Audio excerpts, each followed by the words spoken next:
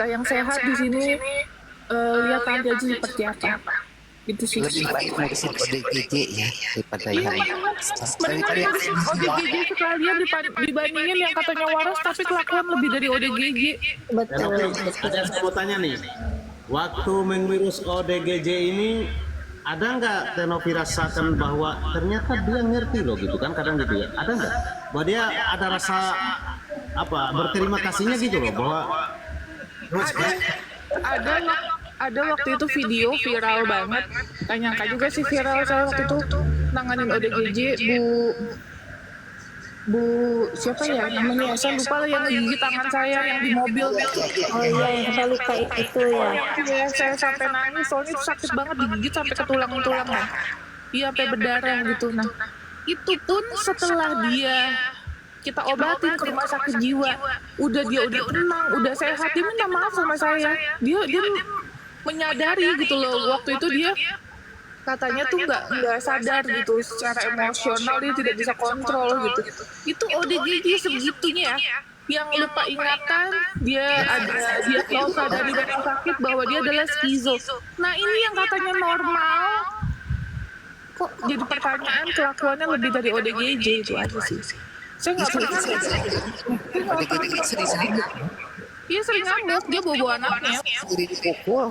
Makanya kita nggak pernah nemuin ODGJ yang kelakuannya kayak begitu tuh, kayak manusia sebelah tuh, nggak ada kita.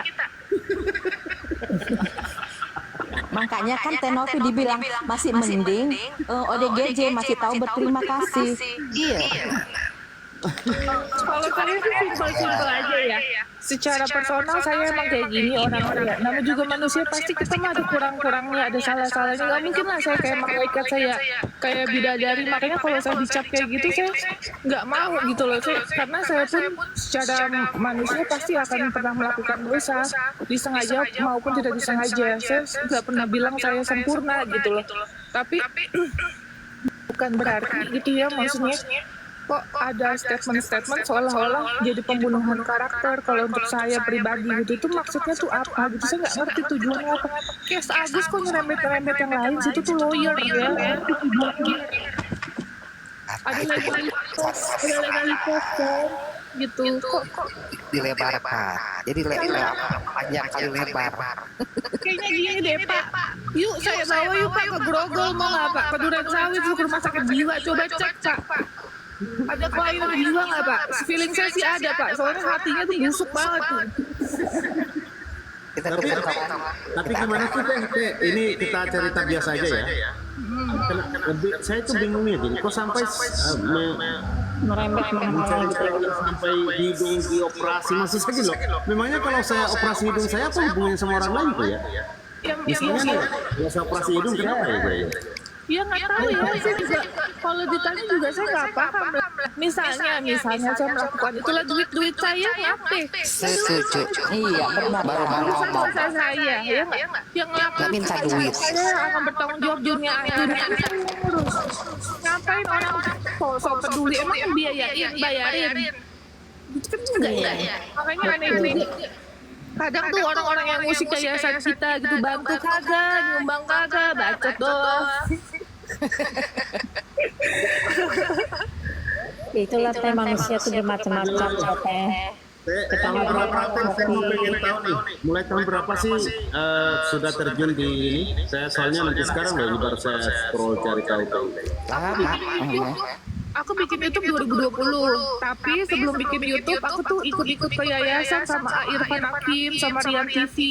Sebelumnya YouTube tuh emang semangat aja gitu, sosial, bantu-bantu. Waktu itu di yayasan Tasik tuh.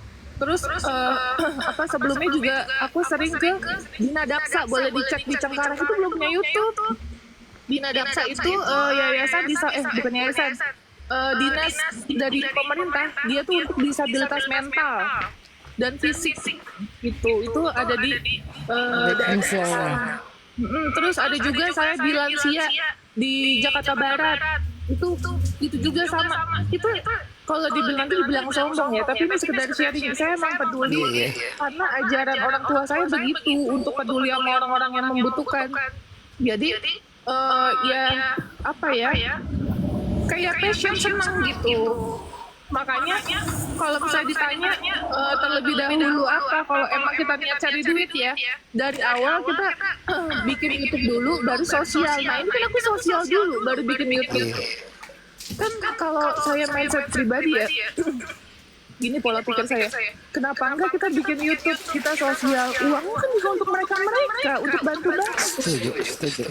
Gitu, malah dengan cara saya seperti ini, saya bisa meluaskan bantuan ke seluruh Indonesia. Kalau misalnya kita nih nggak ada bantuan dari penghasilan YouTube, saya nggak bisa sampai ke Riau, saya nggak bisa bantu orang sampai jauh-jauh.